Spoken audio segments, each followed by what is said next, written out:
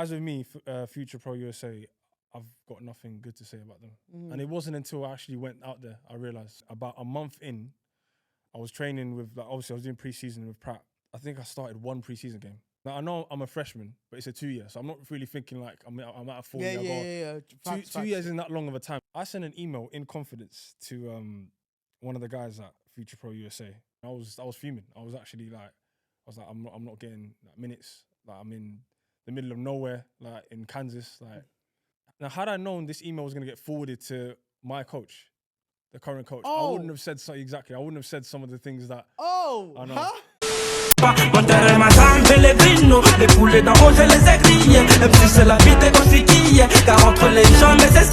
Hey yo, my people, it's your boy Monti here, and welcome back to another episode of Vibe with Monti. And today, we're here with a lovely guest, renowned baller, you know what I'm saying, centre mid, got that techie right foot, number 17, you know what I'm saying. Hey man, chat to me. Oh, thank you, bro. Thank you. Introduce yourself, like before I even give you all the honors, introduce yourself. I think you done that intro so well. I can't match that, bro. No, thank you, bro. Thank you. Thanks for having me. Mo Abdi in the building. Talk to me. No, thanks, Monty, man. Big fan of your show. Stop it, man. No, bro. I do stay on top of especially your TikToks, man. Yeah, I can't lie. TikTok game. It's been working as of late. It's been working. It's all right. Yeah. But nah, listen. Thanks for having me, man. Thank you. Listen, wallahi, the pleasure's all mine. You know what I'm saying? Because at the end of the day, you've come to my space. Shout out Mirad Studios all the time. And obviously, your journey today was even a bit of a mad thing. It was, yeah. You know what I'm saying? We'll get onto that in a minute. But just to run down a couple things, I'm going to tell you some of the honors that Mo has. You know what I'm saying? Some of the teams that he's represented. You know what I'm saying? This is a player that has been in the US like myself. He's completed all 4.5 years. You know what I'm saying? He started out in Kansas and he's ended in Kansas. That's the state he loves. And currently he's at Brimsdown FC, balling out in that middle of the park. Listen, this is like I said, he's a renowned baller in the community. And right now, he's with us today. We've got a bit of your time, so we thought, let me get into this. Obviously, before I get into today's episode, make sure you like, comment, and subscribe. You know what I'm saying? My lovely people, I know I've been gone for a while. I'm back from uni. I'm back from the US myself. I'm here a bit longer than usual because I've got a few other things in the pipeworks. But I think one thing I want to start, and I think this is how I'm going to set the tempo today. Talk to me, man. How have you been? Wallahi, honestly. No, bro, I've been good, man. Life is just ups and downs. You gotta make sure you don't ride the highs too high and don't get down with the lows too low. But right now, I'm in a good place mentally, physically, in my working life as well. Yeah, I can't complain, man. But how was your journey here today? No, that was a madness. There's nothing high about that, nothing good about that, man. Literally. I remember walking to the train station and then I see British Transport Police all over the place. I'm thinking, damn, what's going on? And then I look down the tracks. There's like a body tent. Some guys in like hazmat suits. I'm guessing someone just jumped on the tracks in it. Yeah. Hey, listen, man. It's crazy because even me getting here today, obviously, as people know, I'm from West London and this place isn't in West London, so it's not. The journey's a bit of a mad one for me as well. But I choose it. I choose the studio because I love it. At the end of the day, look at the visuals. Look around you. You know what I'm saying? It's excellent. It's upper echelon. And like I said, shout out to Mirad Studios, obviously, man. And shout out to Elmi and his boys. But I want to start off today by, I think I need to give the people a little rundown of what's to come. Obviously, like I said, been gone for a while, so I thought, it's about time I let you in the loop of what's been going on. Obviously, I've, as I said before, just come back from the US not too long ago, so I'm planning to obviously get the show up and running again. There's guests lined up weekly, so yeah, have big hopes because last year we done big things and you guys enjoy the content. I'm here for it. We hit 1K whilst we was at the World Cup, so well done, bro. Well done. Wallahi, thank you. It's always alhamdulillah, and I think right now we're aiming for the top, the cream. We're trying to rise. The cream rises to the top, man. That's exactly. So today we're gonna start with the Twitter segment. However, as I was going through your tweets, I'm not gonna lie, yeah. My Twitter's a mess, man. It, Let's not go. I'm not gonna lie. Maybe as of recent, because I was looking at it not too long ago. Yeah. There's a lot of deleted tweets. I was fuming. Wallahi, you must have cleaned up your Twitter because I'm seeing exciting comments, and then I'll press more to see. It's Tweet gone. deleted by Yeah. author. I'm like, damn it. But I think I'm sure you find a couple though. I'm sure. No. There was a couple, but I think we're gonna start off with your love-hate relationship with Aaron Ramsdale. Oh, You know, God, no, you've man. tweeted about him a couple times. I just want to know your opinions on Aaron Ramsdale, man. Bro, I'm one of a few. I'm not the only Arsenal fan that has these sort of views about him. And don't get me wrong, like goalkeeper's not a priority right now. Like I feel like we're okay. Like for where we are now, he's adequate. I don't want to say he's great. He's bad. He's awful. I think adequate's the right word. He's just about there, but adequate doesn't get you titles, does it? It doesn't get you trophies. You need like good goalkeepers, like proven goalkeepers, like the goalkeeper you lot signed. Nana, what's his name? Bro. Hey, I'm buzzing. I'm not gonna lie. I'm actually gassed, bro. First of all, yeah, this is a big test, not just for him. You know, whether United will be successful. This is a bigger test. You know, because me personally, I've never seen a consistently great black goalkeeper in my life. I'm not gonna lie. I'll be real. People are quick to say Dida. I'm not talking that black. I'm talking, you know what I'm saying, African. Like, I'm saying from the heart of the, the heart of the world. I get what you mean, yeah. We had Mendy, yeah, and I thought, oh my God, Edward, he's that guy. But he only had one good year. Now he's in Saudi. So I'm like, he didn't end. I think what a lot of African goalkeepers they've all got in common is the shot stopping abilities, isn't it? But when it comes to the modern day goalkeeper where you're looking to, be good with your feet and stuff, yeah, Mendy wasn't sort of like, in that mode. But he's actually polar opposite. I'd say he's probably his biggest strength is playing out of the back, yeah. And with Ten Hag trying to like obviously get this team playing his total football, Dutch football, that you're well aware of, obviously, more than me. I think he's perfect, man. Perfect replacement for De Gea. I'll be real, I'm gassed. I think there's been a few conversations I've had, and, the disrespect that I've seen towards De Gea. Okay, granted, his time has come to an end, but the way he's been ushered out the club, for me, it gives me a sour taste because at the end of the day... He's a legend, isn't it? For me, he's a legend. Yeah. Well, and what's crazy is, I had a couple of conversations, and certain United fans, a few of them, they don't think he's a legend. You need to state names, man. You can't. That's a cop out. You can't say a few of them. Lias, Busquets, them two in particular. There you go, man. For me, I'm not gonna lie. I think what their argument was is just because the club is in a down period, that doesn't mean the best of a low situation. You can't just grant someone legend status. Yeah. They're saying the word legend gets thrown about, which I agree because there's players in other clubs where, they get given this legendary status. And I'm not gonna lie, they've barely done anything, to warrant that status. So I think for me, when you are David De Gea, a guy that's been the world's best goalkeeper for a good stretch as well. I think the only competition he had at a good point was either Neuer or Oblak, especially... Those are good names to be chucked around with. Bro, he's in good company. Granted now, the modern game has developed where ball progression and ball distribution has become a bigger precedent for goalkeepers. And now we're starting to see flaws. Okay, cool. He wasn't that great, commanding his box, for example, but when it comes to saving Man United, bro, our defense wasn't helping him as well. We never defense of Chris Smalling, and not the Chris Smalling that we see now. Chris Smalling that we see back then. We see, bro, there's a lot of horror names. Phil Jones in the back end of his career. Listen, Eric Bailly, he has a bozo gene in him. You know what I'm saying? I think he's done. I think De Gea's done absolutely amazingly, and I think he's a legend. And for you to achieve over 500 appearances, become Man United's all-time record clean sheet holder, Yeah.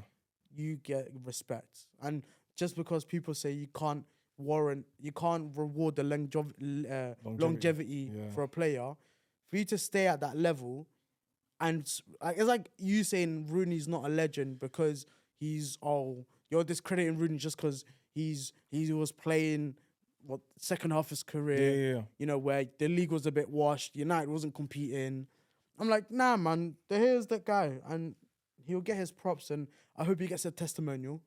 He deserves one, but I'll be interested to see where he goes next. Yeah, I'll be real. Yeah, I think either Saudi or back to La Liga is one of the two options. probably in it. Yeah. Yeah. But anyways, I want to get things started properly. I think one of the main reasons why I've wanted you for a while, it's just times have always clashed. Yeah. You know, I think you being a fellow Somali boy in the US, especially in a state where there isn't a lot of Somalis, barely any, you're just chilling with the same type of people. You're a UK boy going out to the US. I want you to tell me in a nutshell, you know, your experience for the past 4.5 years, starting from your freshman year to your senior year. Have you enjoyed it? What have you taken from it? And overall, has that process made you a better person and a better player at the end? That's a great question, man. Honestly, that's why you do what you do, man. Like, take it away, man. Yeah. No. So I left when I was 19, which is one thing where, like, I've told some of my closest friends, I don't like living like regrets. I don't like to say I got regrets, but I think you have moments in life where you wish you could have just tweaked it a little bit. And I think going there at 19 was a bit too much for me. I think I was a bit too young. I was still too raw. And I feel like I didn't give myself one more proper chance after getting released here in the UK before I went to the US. But having said that, though, the experience, the teammates that I've played with, the friends that I've made along the way, I think that's what's made me a better person. I learned a lot about myself as well as other people from all over the world. And then, what was the follow-up question you said? Well, for me, it was like, sum up your experience from freshman year to senior year.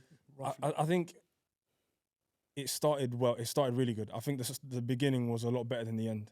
The beginning was, so 19, I moved to a place called Pratt, Kansas. I think it's got like a population of 12,000 people. Tiny really place. Small place, yeah. Like an hour away from Wichita. I don't know if you've heard that place before. It's a bigger city. Yeah.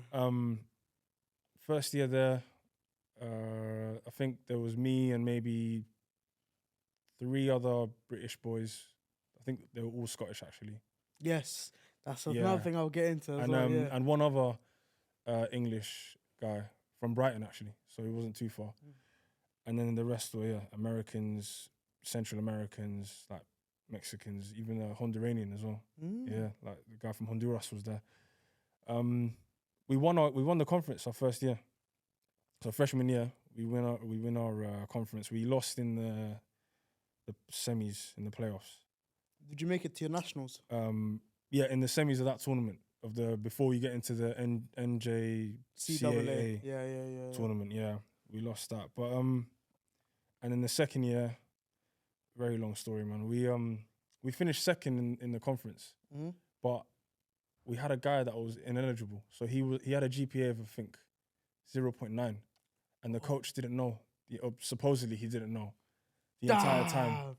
And then we had to forfeit all the games that he featured in, which was about 14 games he played, and a lot of them we won. I think it was like 12 wins, and all got chalked off. So we went from second in conference to, I think, like second from bottom. Wait, how many teams were in the conference? I think it was 14. Oh, okay. In the JUCO. Yeah. So we went from second to, I think, 12th. So we didn't even make the top 8 that second season. And that really hurt. That. Does he still have his job? Yeah. I think last time I checked, he's still there. Yeah. He played for Liverpool. He's an ex-Liverpool player. Is his name's Kevin Cooley. Yeah, he played for them in the 70s. I don't know. You know one thing I wanted to say, sorry. Yeah, go on. There's one thing that always like baffles me when Yeah. I'm in the States is when you go to these random JUCOs or random NAI schools Yeah. or random in the middle of nowhere. They're not in a major city, and they have someone of such pedigree Yeah. in their team, whether it's a player, a coaching staff, a gaffer. It was weird, yeah. yeah, it was an eye opener because it's like his name sounded familiar when I first got there, and then I was like, let me Google him. Yeah, see Google it. search I him, googled yeah. him and I couldn't believe it. He played for Liverpool. That's wild. But So now we're going into your junior year. and then that's my JUCO done. Then I transferred to a school called Ottawa University. They're an NAIA school in The Wild West northeast of The Kansas. Wild West is what I call the NAIA. Yeah.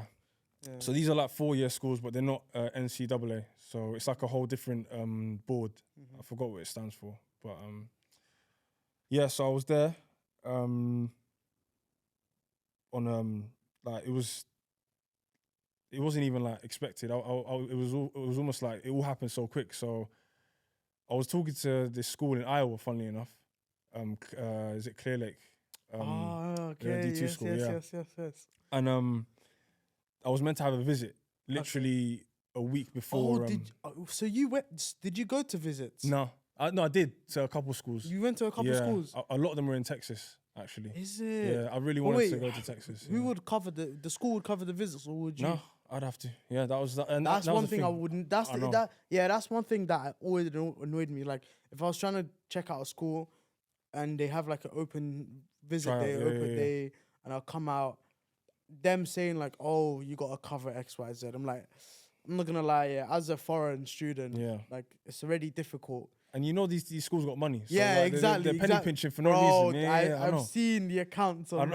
Bro, it's not a joke. I know. And if they really want you to visit, they would. They'll so quickly. There was a guy. He knows who he is. I swear he knows who he is. He is from Bolivia. Okay. He played pro for 1 year in Bolivia, right? Okay. So the story's getting a bit weird. Yeah. Play pro for 1 year because, long story short, you're not meant to play pro when you go to the US to play collegiate. Yeah. You're not allowed. Due to eligibility, it's meant to be amateur and all those things there. Yeah. So anyways, he played pro in Bolivia for 1 year. He came to Oklahoma the same year I joined. And I remember his eligibility, he wasn't allowed to play for a whole year. So he was like big dispute, wasn't allowed to play. Bro, the uni wasn't even balling out like that. But they forked up some money. They paid for his flight from Bolivia to Oklahoma, to do a visit overnight. What did he do? He did a visit, he did an overnight, paid for his camp. So he participated in camp. And camps are not cheap. They're like $200, $150, $200. And then boom, he joined, gave him a full ride.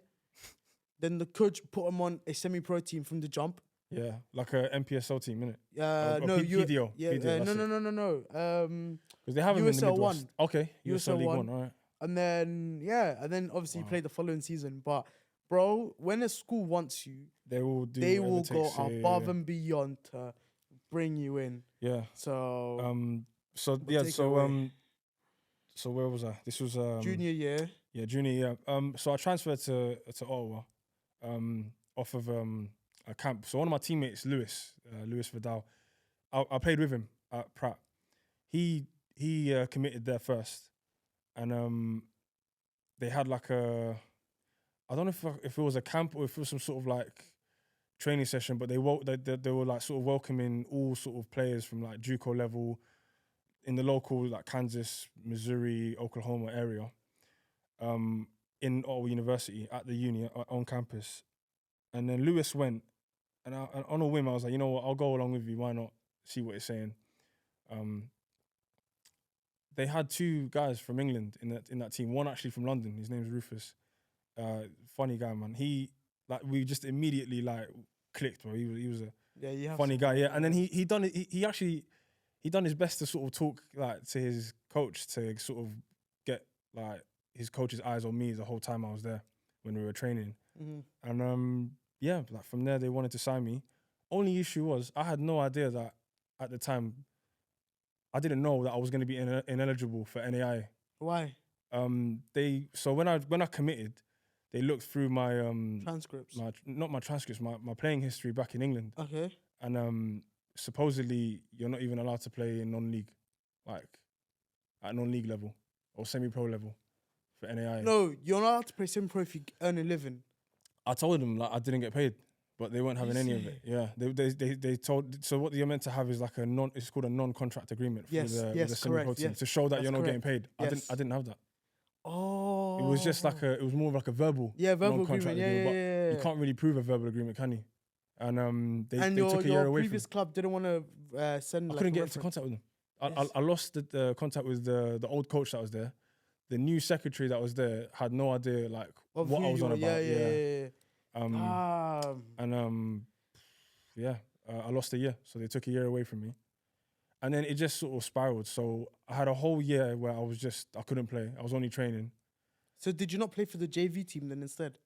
No, you can't even play in NAI. You can't play JV either if you're not eligible. Yeah, because that's what I thought. I thought let me just play for the reserves if I can't play for the. Yeah, I know, and they couldn't even. NAI wouldn't claim me for that as well. But JV isn't conference games. It's not, but they're still under the NAI umbrella for some reason. Interesting. And I know, and I didn't even know that as well. Yeah, Had I known all this, I would have like tried my luck with like a D2 school and NCW. Yeah. The eligibility would their have been eligibility is different. Yeah, it's a lot better there, different. yeah. But that's why people call NAIA the Wild West. We'll get onto that. And then your senior year. Well, so no. Touching on the junior year because So I'm basically training. I'm not able to play. My first major that I picked was civil engineering. Okay. Biggest mistake ever. I became so disillusioned with like the whole concept of uni, bro. I had no idea. I was out of my depth. Them classes there, like doing like coding and it was some next like. It's not algebra, but it was something calculus. Yes, calculus. Yeah. As soon as you said, some next, bro, it's calculus, 100%. Bro, that class absolutely it fried my brain. So after that year, I was like, nah, I've won this. I'm changing majors again to English. I was a bookworm when I was a little kid. Like I used to love reading books, and I thought, you know what? And I'd done pretty well at GCC. I got an A in both language and lit. So I was like, might as well. Like, it's something I'm familiar with. But my grades for that season, for that year I was doing engineering weren't good enough. So my GPA was below a 2.0. And then I was again ineligible for the second year. But because I redshirted 1 year, I still had another 2 years left. Okay. So now we're going into... where does COVID come into this? I was going to say, now, So now we're touching COVID territory now. The first semester... Before COVID, I got a 2.8 GPA. So now my overall is going up. Yeah. That's a good one. Second semester, the spring semester, COVID happens. Yes. And by March, everything gets shut down. Yes, but did you? The big difference was my uni still continued. Yeah, mine did as well. Yes. But everything went into like online. Online, yes. I remember that. And bro, and I think a lot of people can relate. Like when you're doing things online. A mess. It's just the accountability levels just drop, bro. Because now you're not in a present, like you're not in a classroom anymore. You're not in a lecture room anymore. You're in your room. You're in your apartment. Yeah. And it's like you got to do it when you feel like it. And I just took the piss. I'll be real. But So what happened the following semester? After the summer. I've come back now, but that semester's grades. It was all right. It was above a 2.0, but the overall didn't go. I had to match what I had the semester before to become eligible. And then at this point, I'm in my senior like semester. I've come back. I've flown back to the thing. I think I had like 2 weeks left before my visa was gonna expire. Oh. So but the customs let me through. Okay. Because I was on an F1. It's a student visa, so they had to let you in. And then couldn't play again. And then went back home. Came back December of 2020. And then were you able to finish all your classes after that? Not fully, no. To this day, I still haven't. But I think I've still got like 16 credit hours left, Okay, which I think that's I doable. can Yeah, do that's it. doable. Yeah, but it's just yeah, when yeah, I yeah. decide to do it. Exactly. I think that's And, one of the privileges I like, and one of the good things I like about the US is the flexibility, being able to finish uni at your own time. Like in the UK, you have to finish it after the set years. time. Yeah. And if you don't hit them years, like you're pissed basically. Yeah. You're not Back to square one. Yeah, sort you're of back thing. to square one. Yeah. You have to do UCAS all over again. Whereas in the US, until like once you're up and running, Yeah. you're all good. Yeah. You can They finish give you a at lot of your own leeway time. because they understand like there's sort of like if you haven't got your finances and all this stuff, they'll sort of tell you, take a semester off. Yeah, or take a year literally. Like right now, They're good with that, I'm yeah. planning to do like a few things, like work experience and internships and things that I can use for like beyond playing. Because right now my mindset has changed from focusing on playing and like because I realized the advantages. It's a short career, man. It's a short career at the end of the day. Like I want something that is long lasting and at a tender age right now. Right now in football, I am not a young player anymore. Yeah, no, neither am I. I'm meant to be an established player, and I'm not that yet. I'm not that anymore. So I need to switch the optics to 100%. now go into some sort of, another area in football where my age is now a benefit again, because players would love to remain 18, 19 for a long time. If we all got given the ability to turn 18 again, bro, I'll bite your hand off. 100%. Let's take it. Let's run it back. 100%, yeah. But I think right now, like me focusing on becoming a performance analyst and looking into that side of the game, all of a sudden my age even the content creation. exactly. And I have this as well. Like there's certain things where like now my age has become a benefit, and I'm like, okay, I like the fact that the optics and things start to make sense. Them starting to make sense. Doors start to open. Exactly.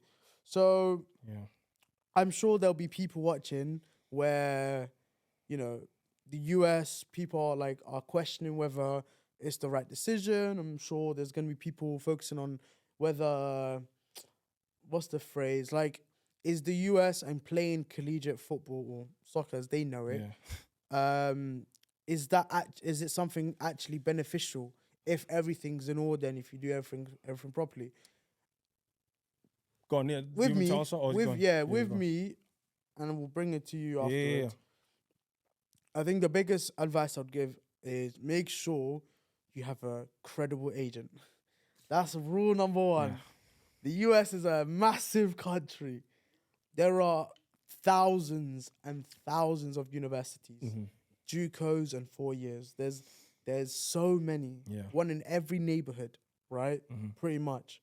And all it takes is for you to make the wrong school decision or the wrong agency, and you are finished. Honestly, like it's hard to recover because sometimes what schools do and admins and coaches and boards, they'll look at your previous schools and be like, "Hey, we don't want someone that's gone to a certain school," you know. Yeah. So I was at first point, and I think now that we're on the topic of agencies, I think with me, first point haven't been the best, but they haven't been the worst. They've been all right. Like there have been some issues where I've had to kind of like G-check them and say, yo, like listen, like I'm not gonna lie, fix up. Yeah. There's like, especially whilst I'm out there. If I'm home, it's much easier to communicate because I can pull up somewhere. It's a bit easier. Yeah. Where we have the same hours in a day, time zones are the same. It's easier. But when I'm out there, I'm literally waiting seconds, minutes, going by, waiting for your response because I'm in a situation I don't want to be in anymore. So first point haven't been the worst, but again, they haven't been the best. Surprisingly, you wasn't at first point. You was at a different agency. Yeah, I was. They're called Future Pro USA. And you're a better man than me, man. Like, you could see the good things because I've got friends that have old teammates that have been through first mainly point. Scotch as well. Yeah, and they've told me how good they are. So I've heard nothing but good things. But it's interesting to hear your side as well. As with me, Future Pro USA, I've got nothing good to say about them.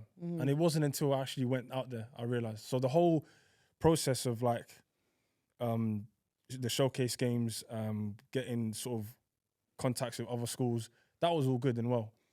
It was actually when I committed and I went there, and about a month in, I was training with, like, obviously I was doing pre-season with Pratt. I think I started one pre-season game, and I was coming off the bench all the other pre-season games. Now I know I'm a freshman, but it's a 2-year, so I'm not really thinking like I'm at a 4-year. Yeah. Facts, 2 years isn't that long of a time, so I'm thinking if I'm not really like a starting player or not getting as much minutes as I would have liked, especially at JUCO. JUCO, then maybe like knock it on the head, try a new one, sort of thing. I sent an email in confidence to one of the guys at Future Pro USA, telling them, well, not even telling them, voicing my like displeasure. Yeah, of like the whole situation. I was fuming. I was like, I'm not getting like minutes. Like I'm in the middle of nowhere, like in Kansas, like even like low key feeling a bit homesick those first 2 months. Yeah, it happens. It happens for sure. And I even went to the point where I said, now had I known this email was gonna get forwarded to my coach, the current coach, I wouldn't have said so exactly. I wouldn't have said some of the things that. I know. Huh? I wouldn't have said some of the things I said in that and email. I need to settle for this one. I know. What? So this is a good story, bro. Yeah. Oh my God. He forwarded an email where I'll paraphrase what I said. I said, it's been about 5-6 weeks now. Been training well, training hard. Haven't been getting as many minutes. I've only started one game in pre-season. The season hasn't started yet. Like what's going on, sort of thing. Can you like have a word with the coaches and the coaching team? Like I'm gonna speak to them myself and ask like what I can do to get into a. God damn. I'm taking in the story, and broski's equipment's all falling off. Anyways. Yeah. So let's continue. Yeah. He long story short, the email was basically me saying, yeah, I'm going to speak to the coaches anyway. I'm going to ask them what I can do to start, like, get a starting spot in this team. But I said, I've not been happy like with the way the coaches have been going about this like whole thing with me personally.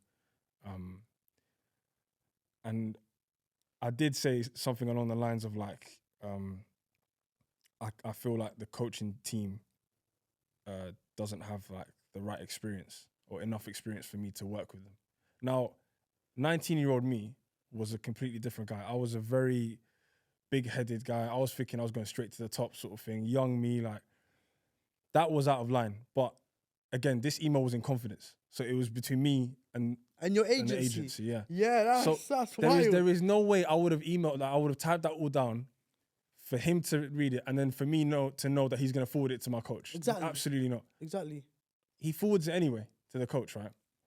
And I didn't find out until about 2 weeks later, because guess what happens? The next game, I'm not even selected. The game after that, I'm on the bench. I don't come off the bench. And now I'm thinking, okay, like, something's going on. I've had a word with the coach. But before I've even had a word with a coach, one of my teammates actually comes up to me and he goes, like, Mo, like, are you going to Coach Kev's office? And I'm like, yeah. And he's like, did he not tell you about the email? Yeah. Oh, so he's told some of the players already about the whole situation. And I was in the dark the whole time. So I found out from one of my teammates about the whole thing. Was he a senior player? Yeah. That's, yeah. Damn. I know. And that really, like, as much as I got to sort of, like, grill myself, like, I got to cook myself a little bit here of how naive that was, what I done. I've got to give myself a bit of credit for how that didn't, because I wouldn't have blamed myself if I just wanted to go home after that whole situation. No, of course. But the thing that it shocks me is why the hell are your agency sending that to your coach? I know. Like, what you made them think? You literally have paid them money to sort out a career for you in the US, to forge a career for you in the US. Yeah. They know like, I don't know how the process was for you, but my agent knows my mom, my dad, my family, my everything. He knows A to Z everything about me. So there's some things, private information that not even coaches can get hold of that my agent knows, for example. And then I'm having honest and open dialogue in a supposedly safe environment. Yeah. And all of a sudden, your agency is forwarding that same email, word for word. Not even like a little, you didn't even want to like clean it up a little bit. I'm shocked. Yeah. And that really... Was it an I know it's a lot. Nah, this honestly, yeah, mind blowing. Yeah. So was it like because I know sometimes what happens is you send it to like the general board, like of let's say you have the recruitment staff. Yeah. You send it to the head, and then he might not know your individual situation. No, I didn't send it to the head. Do you I have your sent it assigned agent? That's it. I had my own assigned agent. His name's Scott. And how old is he? Back then he would have been in his early 30s. So now he's probably like mid to late 30s maybe. That's now. poor from him, honestly. Yeah. He was an ex student athlete as well. He was Scottish. Yeah, that's what they all. That's all. All the Scottish ex ones. They become agents. But honestly, that whole experience, it almost broke me. It almost broke me. But I stuck out. I had to sort of like, now it wasn't even like from square one. I was like from square -1. Yeah. So now I had to sort of get my foot back into the squad. Now I'm in the squad. I got to now get my foot back into the starting lineup. I didn't feature much in that freshman year, man, which was a shame because I feel like I had a lot to give. But then again, we won the conference. So as far as the starting lineup was concerned, it was a good team. But I feel like when we got into the national tournament now and we got knocked out in the semis, that's where like I could have made more of an impact. I still travelled, I still made the squad, but that freshman year was a bit... The worst thing is, when you're travelling and then you don't play, it's like, what the hell? Like, it's not like it's a humbling experience, man. Bruv, it's so humbling, because the travel is not like a little hour and a half to Birmingham, like going to another state. You're going out of state or you're going in your state, but it's like 4 hours minimum. And you're traveling on that bus here, or you're flying or whatever. Yeah. Nah, that's a headache, fam. Oh my God. Yeah. Well, I think that's enough agency talk for now. I think one thing I wanted to get into, obviously the transfer window is currently open. As I said earlier, you are an Arsenal fan. You're one of a few Arsenal fans who was openly voicing his opinion about Arteta. Yeah. You know, getting the sack in your eyes. Season's just completed, obviously, a month back. How are you feeling about Arteta? Listen, I went on a massive Twitter space. Like, I don't even know what kind of space it was, but there was a good like 300-400 people in there, and I apologized. I said I'm sorry. I got it wrong. I got it massively wrong. But what I want people to understand is they need to see what I was seeing when Arteta first took the job. You're seeing. When he first took the job. Okay. And I think I was still in the US as well when he actually got it. I was waking up at like 6 in the morning, 7 in the morning, trying to catch a game for us to lose to... Yeah, I was seeing the tweet. Yeah. I was seeing tweets, damn, 6 a.m, here we go again. Like, they really, like, as if uni wasn't enough of a mental, like, struggle. Watching Arsenal during that period. That was my favourite period. It could have killed a horse, honestly, bruv. Like, but yeah, no. Whatever the ownership saw and the boards, the board members at Arsenal, Edu and they got it right. They got it right with Arteta. They stuck out with him, but there was a period of time where we lost. I think like we didn't win a game in between like September and November. It was after you beat us. Yeah. Aubameyang scored against you guys. Yeah. And we didn't win another game until November. Yeah. And I'm thinking, any other man gets sacked for this. People have been sacked for less. Yes. Darren Moore got Sheffield Wednesday promoted this season. Yeah, and he got sacked. Like, yeah, I know. You're telling me he can still keep a job. Anyway, like, I did apologise. I'm not going to apologise again. Yeah. I said sorry. I got him massively wrong with Arteta. Yeah. He knows what he's doing. But it's now, my attention is shifted away from Arteta now and more to some of the players. And it's just a few. So name a few. Name the few. We already spoke about Ramsdale a little bit. Repeat, because I was off camera. Yeah, so he's I think he's massively overrated. Who? Ramsdale. Okay. He's as good as we can get right now. But I think if we want to, Arteta wants to win the Champions League. It's no secret. He wants to win it. You're in these tournaments to win it. Ramsdale won't win us the Champions League. So who would you want instead of Ramsdale in goal? Oh, the fella you lot signed just now would have been great. Oh no, yeah. Another one is Mike Maignan from Milan. Ooh. He's another really good one. I really like him a lot. He's quality. Other than those two, the market is very tricky like, for goalkeepers. It's like you're not working with a lot. There's still a couple names I can think of. But those are like ready-made. Yeah. The two that I mentioned are ready-made for for Champions League football. Ramsdale, he's still growing into his role. So wait, how do you rate Ramsdale's performances last season then? It's his near post. I don't get it. Like, how many times do you let the ball go in your near post? Like, something's going on. Like, there's something we don't know that's going on. I feel like I give him the benefit of doubt from like the ones that are wrapped in top bins and stuff. But on your near post, like you shouldn't be saving the ones that go across goal because that's the hardest ones to save. Your near post, you're literally standing on the post. You're standing like a yard away from the post. Like this whole area should be like you're a Premier League goalkeeper. You're an England international. This should be savable, but it still somehow sneaks in. Like, I don't know, man. I know you're enjoying this because I'm like, yeah, I know. And I know I'm probably gonna get a lot of we know what's getting clipped up already. Like, hey, but nah, oh my god. But I think for me as well, one thing that always baffled me about Ramsdale, is the fact that he goes down way too. Yeah. Bro, this guy gets chipped all the time. I'm like, come on, man. But I do want to stress this though. I think he's not a bad goalkeeper. Okay. But for a team like Arsenal, we're a big club. Mm-hmm. We can do better. You're a sleeping giant as well, to be fair. I'm not going to lie. But apart from him, because I don't want this to just turn into a Ramsdale podcast, we have a couple players that should have no business being in the squad. Because I think Rob Holding's one. Well, that's depth. That's why I think for me, like, which I know that was an issue, but now we've sort of figured it out with Timber. Exactly. But I think as a 11, it's a great 11. I think it's a good 11. I think the only problem I have is if you start your Premier League season with Jesus as your striker. I think for me, Jesus honestly irritate. Like watching him, like this is where we disagree. But go on. For me, okay, this is my take on Jesus. The link-up play, fantastic. He brings the best out of the players around him. Yeah. I think he contributes to the system very, very well. Yeah.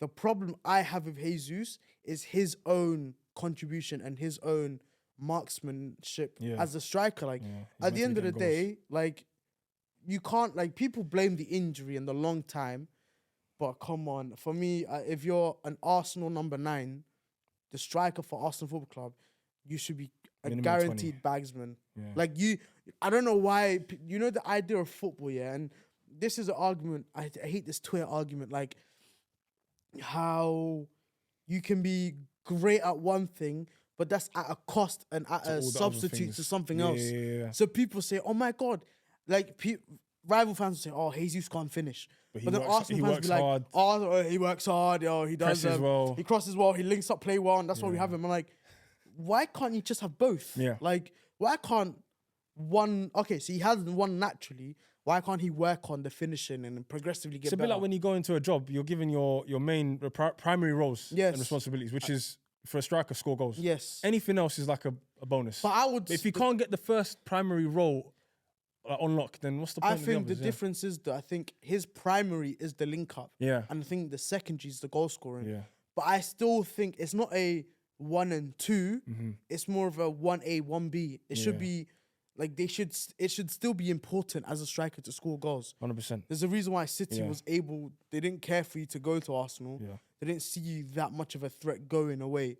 So I think he's not bad for like squad player, someone to have in your team, because he can also do a job on the right if Saka gets tired, because we've seen how Saka's been getting ran through a wall and constantly being like played and not being rested. Yeah. I just think you guys actually need a bagsman up front that can do also the link-up play. And I think in this modern day and age, there are strikers that can do both. They can, but we got to remember he's not hit his prime. I think Jesus is still a work in progress as well. Mm-hmm. Most of the Arsenal team, they're all very young, so they can only get better. Which is why I'm sort of like, whenever I've got like any criticism, I have to say it with a pinch of salt, because the big picture is these are all like, most of them are under 25 years old. Mm-hmm. They're nowhere near their prime yet.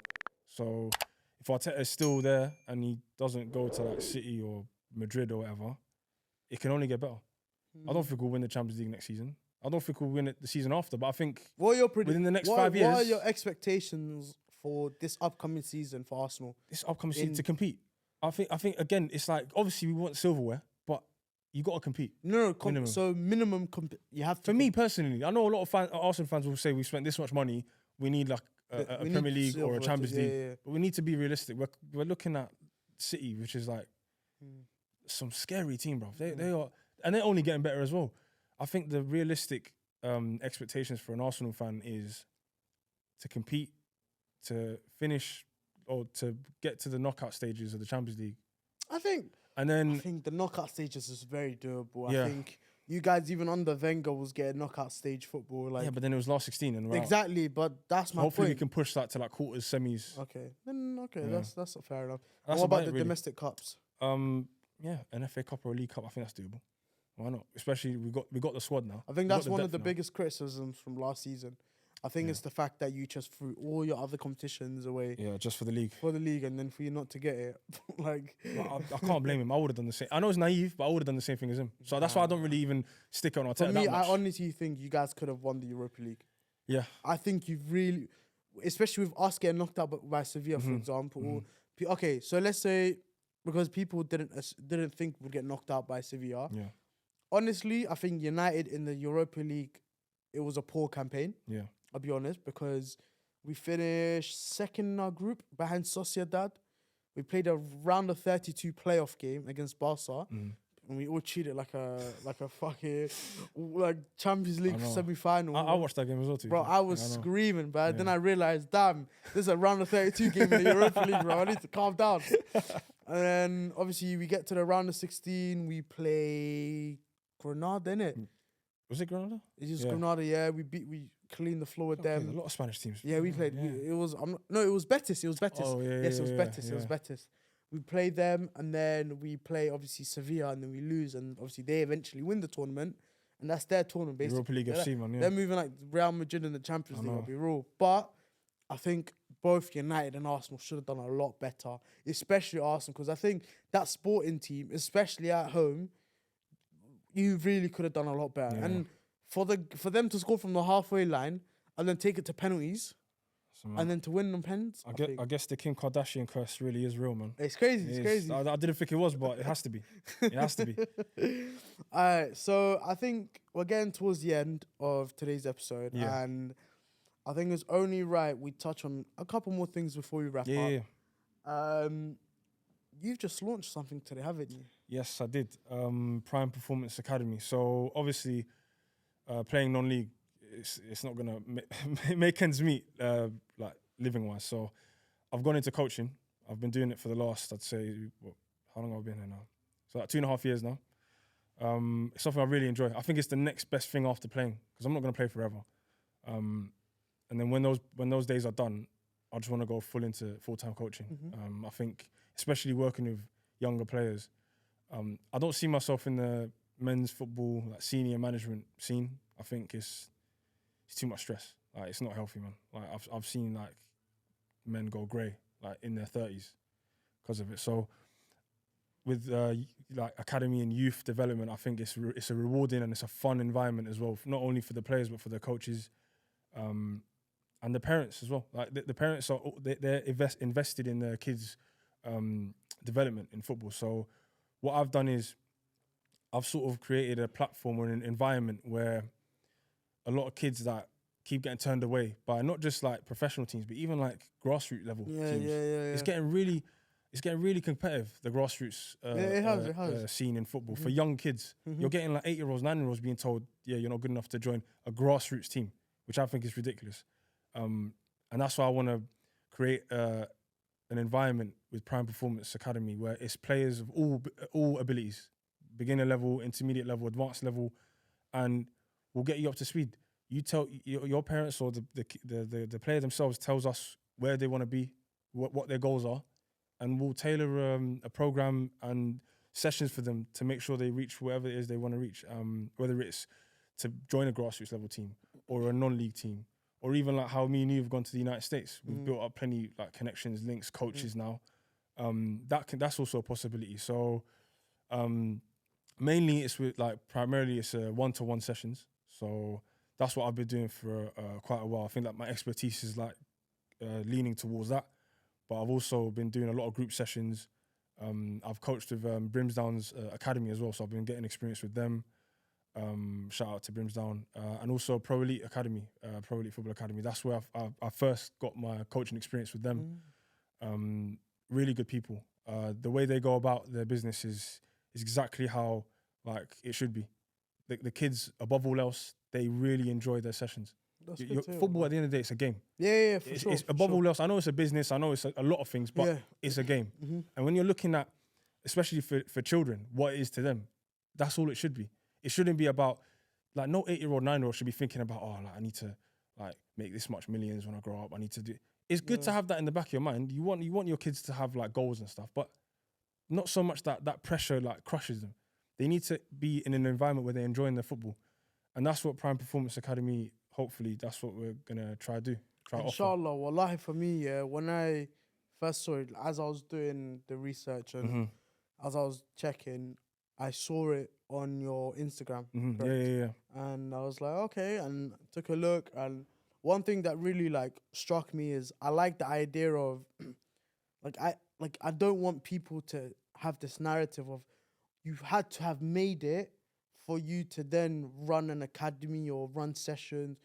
Even if you've played at semi-pro, even if you played grassroots, wherever, even if you've not played at all, people know the game, have connections in the game, and learn the game at a different pace to someone else. So for me, it's like the idea of you starting your own academy and to help kids, I think is fantastic to see. And I think, wallahi, as a Somali community as well, I think people need to understand that like it's a constantly growing space for everyone to, because right now you might have one location, but I can imagine you in a few years, inshallah, wanting to have the idea of franchising it and having separate locations. Essentially, yeah, exactly. Like, what I always tell myself every day is just one step at a time. One step at a time. Do better today than you did yesterday. Exactly. And if you keep doing that every day, whatever you're doing, it will grow into something really, really big. So at this moment in time, we're looking to work with like one-to-one sessions, group sessions on weekends,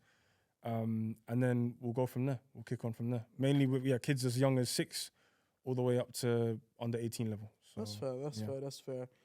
I wanted to ask if, with your time in the US and you playing semi-pro, combine all of that experience, I think there's going to be a lot of players that potentially watch this that are either playing at those levels, maybe playing it just underneath or just above or whatever. Yeah.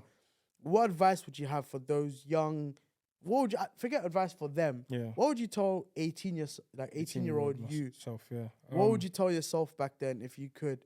Like how to maneuver? What would you do? Because I think everyone, with hindsight, would make a lot more, smart, politically correct decisions. Yeah.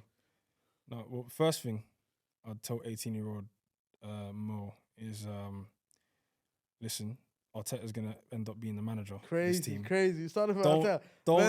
Don't get onto him. Don't call for him getting sacked. All right, just trust him, believe him. Bro, you on a late night Twitter space vented about Arteta being needed to go. That's the first thing. Bro, it was amazing. I'm not gonna lie. That's the number one thing, because that would have saved myself so much embarrassment and apologizing on so many spaces. But anyway, that's the number one thing. Number 2, I'd say is hold out on going to the US. Maybe I should have gone when I was like 20, 21. I think that would have been a lot better. And then the third thing surely, I wanted to say this earlier, but I didn't want to interrupt. No, it's fine. I heard, I remember one of my coaches telling me that, especially with international players, there's an age, like, you have to hit your playing career within a certain age, otherwise you'll be ineligible. Like, it's 23. Oh, is it? Yeah.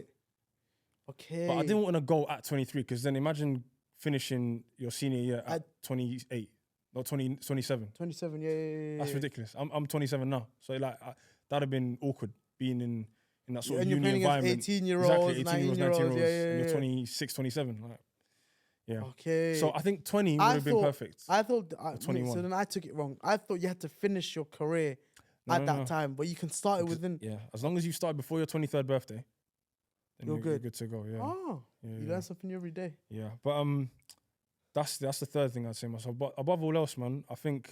Would you have changed agency if you'd known? Yeah, and funny enough, I would have probably gone with First Point.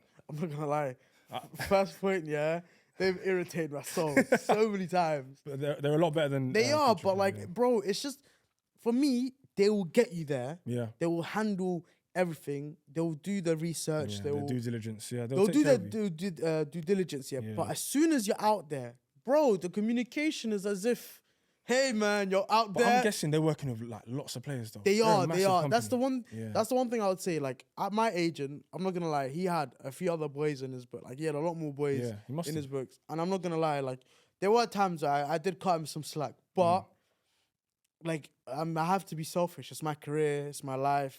You know, real money's been put into this. Like 100%. Yeah. you can't joke about with this stuff. So I do believe like if you're gonna, because even now, if we're doing hindsight, I didn't need an agent. No, we didn't. You didn't. Neither of us didn't. Yeah. All you needed was the highlights and their That's it. contacts. Yeah. And you can easily go on universities' websites, go to their coach's profile, And that's take it, their email them, email, yeah. take their numbers.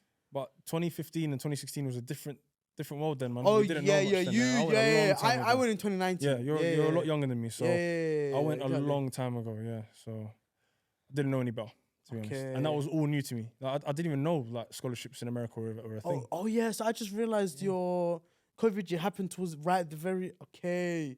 Yeah. It all sort of it was just the timeline was I can't so lie. bad. COVID really I know. like. COVID Everyone. really messed up. Like because Everyone. that happened. It happened. It would have been your freshman year. Freshman year, bro. Mash up. Yeah. It's got to be another story for another day, surely. Bro, Yeah. for another You day, can make man. you can make a whole separate podcast for that one. Yeah. Bro, honestly, I could really do a little sit down talk. You know, even right now my visa's expiring, and I need to get renewed. Yeah. Well, I need to get that shit sorted out. But, anyways, well, we've been rambling on. Yeah. Right. I think there's only one thing we do when we end is I've set a quick fire questions. I'm not gonna lie. Some of them are funny, some of them are brazy, some of them are calm. That just depends on how The key word is quick fire, so I've got to be quick. Yeah, it's with quick. this, yeah. You gotta be quick. I don't want you to ponder on too much. Say no more. So question 1. It is the 2034 World Cup in England. Somalia make it to the final at Wembley, and you managed to get tickets for the final. Meanwhile, your wife's in labour and is expected to give birth to her second child on the day of the final. What are you doing? You know, I'm so glad you said second child. I'm going to that final. I'm going to that final. Had you said first, I would have walked off right now, man. No, I have to go, man. World Cup final. World Cup. Somalia, World Cup final. Hey, actually, quick. These questions can hold. Thoughts on... No, because it just hit me right now. Yeah. The group stages for the qualifying. I think it's it's a tough group. Like, I'm not gonna say like we need to get out of that group stages. We got to be realistic. But I think it's a great experience for that team. I think to play against Algeria, like so we're talking some top players. I think it'll be amazing for not just for the players, but for the whole setup to see how it's really done. Because I feel like the Somali national setup can learn a lot from all these other countries, the way they go about their business. Because you've seen like some of the senior players like voice their sort of disdain and concern about how they run it. Yes. But I feel like if you're playing against like teams like Algeria, who else was in the group? Ooh. I remember off the top of my head, we had Botswana, Uganda, Algeria. I don't know if we had. But let's just stick with Algeria. They're the big hitters. They're the big hitters. Yeah. They're the one everyone got excited about immediately. Not only can we learn from them on the pitch, but off the pitch as well. The day-to-days and stuff. Like I think it's a great experience. I don't think the result is that important. Would you want to be involved in the setup in any capacity, whether it's to like help out with the coaching, whether it's to give out your knowledge or expertise? Why not? It's the greatest honor to help your country in any way. So of course I wouldn't say no to that. Okay, so let's get back into the quick fire questions. Yeah, I'm going to the final. I'm missing. Sorry to my future wife, but yeah. All right, so question number 2: would you rather have your camera exposed or your messages? I'd rather have my camera roll exposed. First. Question number 3: question number 2: would you rather accept everything or reject everything? If you accept everything, you can just sort of put things to the side, innit? So I guess accept everything. No. Okay, so my logic is if you reject everything, you still have your life as of now. Okay. If you accept everything, you don't know. There's a lot of uncertainty, so like. All right. If you're putting it that way. I'm not Nah, changing you your know what? answer. No. I'm I'm not gonna changing stick with it. your I'm gonna answer. stick with it. Yeah, I'm just giving you. I'm gonna say accept everything. You gotta have an open mind to things. Yeah. Next question: Would you rather be able to read minds or be invisible? Be invisible. I'm sure for that coaching meeting you would want to be invisible for sure. Next question: Would you rather owe money or be owed a favor? Or no? Would you rather owe money or owe a favor? That's it. Favor could be anything. I'm gonna say money. There you go. There you go. Yeah. Everyone has the same logic. Would you rather go to or go to jail? Go to War or go to jail. If it's a war for Islam, I die a martyr. So yeah, go to war, man. Fairs. Yeah. Stand. Would you rather be the best dressed or the best looking? Best dressed. Fairs. Yeah. Would you rather travel back in time or any point into the future? Back in time's peak for us, man. No, I'd say future. Fairs. Would you rather be at the start of time or the end of time? These are some good questions. I don't know. So you see the world start or you see the world end? Yeah, I'd say end. Okay. Yeah. Would you rather lose all your money or lose all your memories? Lose all your money. Fairs. You can get it back, innit? Yeah. You would can't get you- your memories back. True. Would you rather have immeasurable success or marry the love of your life, but you can't have the immeasurable success? This is, you're gonna clip this on TikTok, bro. I'm a hopeless romantic, man. Yeah, I'd love to find the love of my life, man. Yeah, and marry them. We love that. Yeah, man. Would you That's rather success as well, bro. That is success, to be fair, yes. Would you rather have a nice house or a nice car? A nice house. Yeah. Okay. And finally, would you like to explore sea or explore space? Sea is scary, man. The sea Especially with the scary. Titanic. I know. No, hell no. Space, man. That question would have been Yeah, I much know. better at that time. Oh, it is. You picked a good time to ask that. Nah, space. Ah. Yeah, take me to the moon, man. Take it to the moon. Hey, man. But listen, I'm not going to lie. We've come to the end. Nah, bro, I really enjoyed it. Listen, massive honor, man. Like I said, big fan of your show. Wallahi, listen, I'll be real. I'm not lying. Yeah. We've been talking on DMs for time. Yeah. I've wanted you on since last summer. Yeah. Just times, me being gone, but now that I'm back, you're the first guest back. No one else has been before. Absolute There'll honor. There'll be people after. There's not players after, but there'll be people after. That's how I know you getting towards the end of the session when I'm just saying random shit. But honestly, thank you so much for giving me your time today. Thank you for having me. Honestly, I think there's been a lot of insight, and genuinely, I think people can take a lot from this episode where, viewers, if you want to aspire to be in the football field, whether it's a player, whether it's a coach, whether it's any sort of avenue, I'm sure there's so many things you could have taken from today and related it and translated it with your own life. So I think this is definitely an episode I'm going to look forward to edit.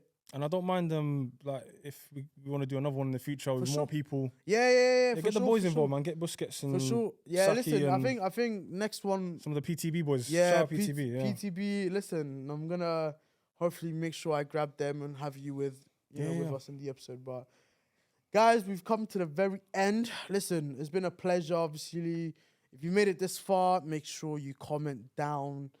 That way I know you guys are watching it to the very end. If you've liked it, make sure you drop a like, share it to your friends, make sure you subscribe as well.